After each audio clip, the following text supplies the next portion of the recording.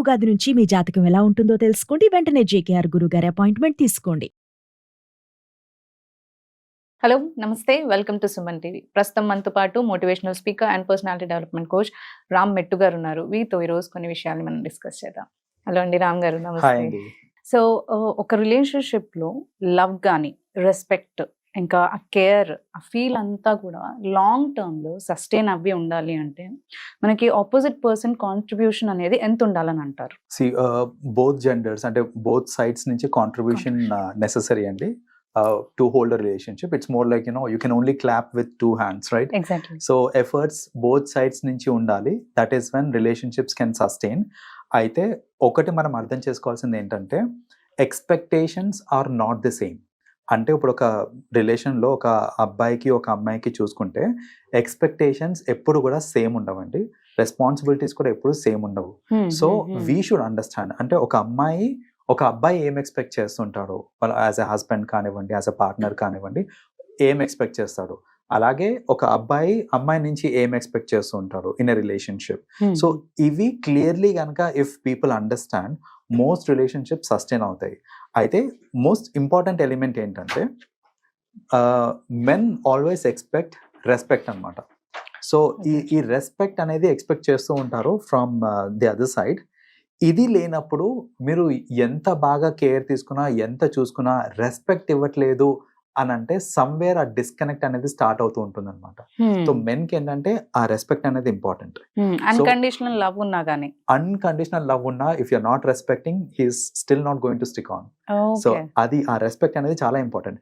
తెలియకుండా ఎలాంటి మిస్టేక్స్ చేస్తూ ఉంటారంటే, వెన్ ఐ సే రెస్పెక్ట్, నేను ఏవండి అని పిలవాలి అదంతా కాదు నేను చెప్పేది ఇక్కడ. ఇట్ ఈస్ మోర్ అబౌట్, సొసైటీలో he faces a lot of pressures, like financially కానివ్వండి, లేకపోతే కెరియర్ వైజ్ కానివ్వండి. సో ఒక కంపెనీలో వర్క్ చేసేటప్పుడు వాళ్ళ కలీగ్స్ నుంచి లేకపోతే వాళ్ళ సుపీరియర్స్ నుంచి ఎంతో ప్రెషర్ వస్తూ ఉంటుంది. వాళ్ళు ఎంతో కొంత నెగటివ్ ఫీడ్బ్యాక్ ఇస్తూ ఉంటారు, ఏంటి నువ్వు ఇలా చేస్తావు, ఏంటి అలా చేస్తావు అనుకుంటే, whatever it is. Wife నుంచి సపోర్ట్ రావాలి. ఐ నో నీ క్యాలిబర్ ఏంటో నాకు తెలుసు, నీ పొటెన్షియల్ ఏంటో నాకు తెలుసు, యూ కెన్ డూ ఇట్. అలాగే ఫ్యామిలీ మెంబర్స్ అందరూ విమర్శించినప్పుడు for whatever reasons, wife కనుక సపోర్టివ్ గా ఉంది అని అంటే she has to stand. That is the biggest strength అండి. Man expects that. ఏంటంటే నా వైఫ్ అనేది she should give me respect when nobody else is giving, or మిగతా వాళ్ళు ఇచ్చినా ఇవ్వకపోయినా she should give me respect. She should have faith in me that నేను చేయగలుగుతాను, or whatever it is. So అలా కాకుండా పద్దాకా ఇప్పుడు చూడు, మీ ఫ్రెండ్స్ అందరూ ఈ కార్స్ కొనుక్కున్నారు, ఆల్రెడీ ఫ్లాట్స్ కొనేసుకున్నారు, మనం ఇంకా రెంటెడ్ హౌస్ లో ఉన్నాము, ఇంకెన్నాళ్ళు ఇట్లా నువ్వు ఇంతేలే, నువ్వు మారవు, ఇట్లా నాగింగ్ చేసుకుంటూ చేశారనుకోండి, ఆ నెగటివిటీ అనేది ఇంకా పెరిగిపోతూ ఉంటుంది అనమాట రిలేషన్షిప్ లో. సో మోస్ట్లీ మెన్కి వచ్చేసరికి this is what they expect. విమెన్కి వచ్చేసరికి ఏంటంటే they expect pampering, they expect love, care, ఇవన్నీ ఎక్స్పెక్ట్ చేస్తూ ఉంటారు అనమాట విమెన్ సైడ్ నుంచి. సో ఇప్పుడు మీరు ఎన్ని డబ్బులు సంపాదించి తెచ్చినా, మీరు ఎంత లగ్జరీస్ ఇచ్చినా అమ్మాయికి, if you are not asking, నువ్వు తిన్నావా, లేకపోతే హౌ వాజ్ యువర్ డే అని అడగట్లేదు, నీకేమన్నా లైఫ్లో ఏమైనా ప్రాబ్లమ్స్ ఉన్నాయా, లేకపోతే ఎనీథింగ్ లైక్ దాట్, ఈ కేర్, ఈ ఎఫెక్షన్, ఇవి కనుక మ్యాన్ సైడ్ నుంచి విమెన్కి రావట్లేదు అని అంటే, మీరు ఎంత మంచి లైఫ్ ఇచ్చినా కూడా she will not be able to enjoy the life. So విమెన్కి కావాల్సినవి ఈ ఎలిమెంట్స్ అనమాట, like these things that they expect. So ఇంకోటి చిన్న ఎగ్జాంపుల్ ఇస్తాను, మైండ్ సెట్లో కూడా అంటే ఏంటి, how women expects and how man expects అనేసి. మ్యాన్ ఏంటంటే మోస్ట్ ఆఫెన్ ఎక్కువ పొసెసివ్ ఉంటారు, like about their spouse, but they don't show that much. They don't show it. They are possessive, they don't show it. And mostly men ఏంటంటే ఒక women ని they personalize అన్నమాట. అంటే she is mine అని పర్సనలైజింగ్ ఉంటుంది. But ఇక్కడ చిన్న థాట్, విమెన్ కూడా అలాంటి పర్సనలైజింగ్ చేసుకుంటారు, ఇతను నా వాడు, హీఈస్ మైన్ అనే పర్సనలైజింగ్ అవుతుంది. కానీ ఇక్కడ చిన్న వేరియేషన్ చెప్తా చూడండి. సపోజ్ ఒక రిలేషన్షిప్ లో ఎలిమెంట్ ఆఫ్ డౌట్ వచ్చింది, like you are with someone else అనేసి ఒక డౌట్ వచ్చింది అనుకోండి. The question that women asks, women ఏం అడుగుతుంది అంటే, నీకు నా మీద ప్రేమ తగ్గిందా, లేకపోతే నీకు ఆమె మీద ప్రేమ పెరిగిందా అనేసి డౌట్ వచ్చినప్పుడు దిస్ ఇస్ ది క్వశ్చన్. ఒక మ్యాన్ ఏం అడుగుతాడంటే విమెన్ ని, నువ్వు పడుకున్నావా, దిస్ ఇస్ ది క్వశ్చన్. నీకు నా మీద ప్రేమ తగ్గిందా అనే క్వశ్చన్ రాదు. Were you physical with him, నాకు డౌట్ వచ్చింది, సో నేను క్లారిఫై చేసుకుంటున్నా. So did you ever be physical with so and so person అనేసి, that is the question. So ఎందుకు ఈ క్వశ్చన్స్ లో వేరియేషన్స్ వచ్చినాయి అంటే బికాస్ ది థాట్ ప్రాసెస్ లో వేరియేషన్స్ ఉన్నాయి కాబట్టి. సో ఈ వేరియేషన్స్ మనం అర్థం చేసుకోవాలి. ఏంటంటే ఉమెన్ కి కావాల్సింది love, she wants affection. So అది మనం ఇచ్చినప్పుడే ఆ రిలేషన్షిప్ అనేది స్ట్రాంగ్ గా నిలబడుతుంది. అలాగే మ్యాన్ కి కావాల్సింది ఏంటంటే రెస్పెక్ట్. మ్యాన్ ఈ క్వశ్చన్ ఎందుకు అడుగుతాడు అని అంటే it's a disrespect for him if you are leaving this person and going with someone else to be physical. Exactly. So in a way it's kind of disrespecting or నీకు సత్తా లేదు or whatever it is, that kind of దీనికి వెళ్ళిపోతారు అనమాట. You can't satisfy me kind of thing.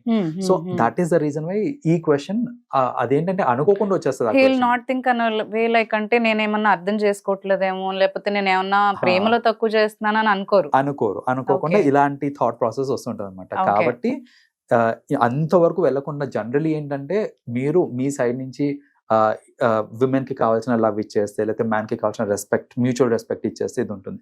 ఇంకొకటి, we should never take people for granted. This is another thing which generally happens.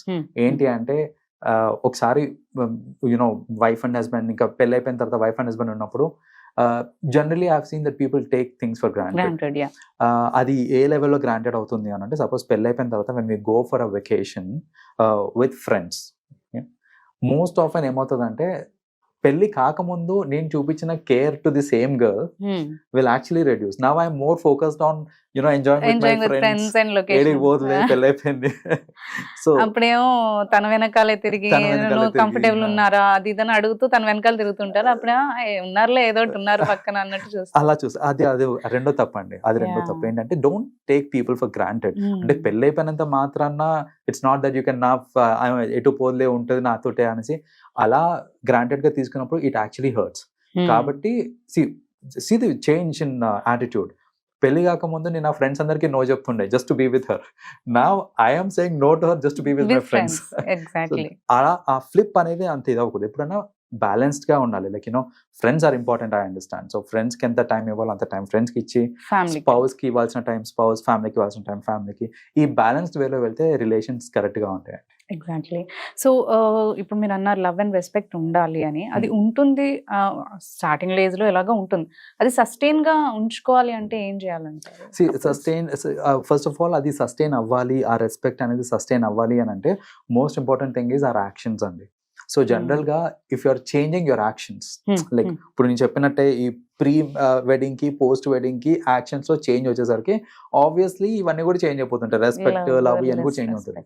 You don't change the actions. మీ actions constant గా పెట్టుకోండి. The love, the care, everything that you were showing before, దాన్ని అలాగే constant పెట్టుకున్నారనుకోండి, automatically that runs in a loop అనమాట. So sustain అవుతుంది. అలా కాకుండా మన యాక్షన్స్ లో చేంజ్ చేసినా, లేకపోతే మన ప్రయారిటీస్ చేంజ్ చేసుకున్నాం. అఫ్ కోర్స్ లైఫ్ లో ఏంటంటే డిఫరెంట్ టైం పీరియడ్స్ లో డిఫరెంట్ ప్రయారిటీస్ చేంజ్ అవుతాయి.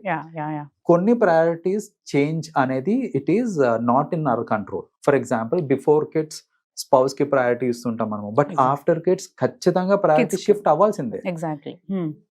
ఇది అర్థం చేసుకోవాలి. ఏంటి అంటే ఆఫ్టర్ కిడ్స్ ప్రయారిటీస్ చేంజ్ అవుతాయి అని అర్థం చేసుకోవాలి. ఆ అండర్స్టాండింగ్ లేనప్పుడు కూడా మనకి ఏంటంటే సమ్ టైమ్స్ రిలేషన్షిప్స్ డ్యామేజ్ అవుతూ ఉంటాయి. ముందు అది సామెతలు కూడా ఉంటాయి కదా. సో బేసిక్లీ ఏంటంటే they have to understand that priorities at a given time change అవుతూ ఉంటాయి. యూనో ప్రొఫెషన్ వైజ్ కూడా ఒక్కొక్కసారి ఏమవుతుందంటే when I change a job or when I change my career, sometimes maybe it demands more of my time. So adi ardham chesukovali. Ala kaakunda mundu naaku enta time ichevadivi ippudu iyyatledu. So ila kaakunda general ga entante ilanti cases lo we have to communicate. See, na career change ayindi, this is what the demand is. మన future బాగుండాలి అంటే నేను ఖచ్చితంగా దీనికి ఇంత time allocate చేయాల్సి వస్తుంది, but నేను I will compensate, please understand, నేను కాంపన్సేట్ చేస్తాను అన్నట్టు ఆ కమ్యూనికేషన్ గనుక ఇద్దరి మధ్యలో ఉంది అని అంటే ఖచ్చితంగా ఆ రెస్పెక్ట్ అదంతా సస్టైన్ అవుతుంటుంది. ఆ టైం ఇవ్వకపోయినా ఆ కమ్యూనికేషన్ లో ఆ లవ్ అనేది చూపించాలి, ఖచ్చితంగా చూపించాలి. చెప్తే ఫైన్, చెప్పకపోతే మళ్ళీ ఊహాగానాలు అన్ని స్టార్ట్ అవుతా ఉంటాయి. థ్యాంక్ యూ అండి. థ్యాంక్ యూ రామ్ గారు. Thanks for coming. సుమన్ టీవీలో మీ పర్సనల్ అండ్ బిజినెస్ ప్రమోషన్స్ కోసం కింది నెంబర్ కి కాంటాక్ట్ చేయండి.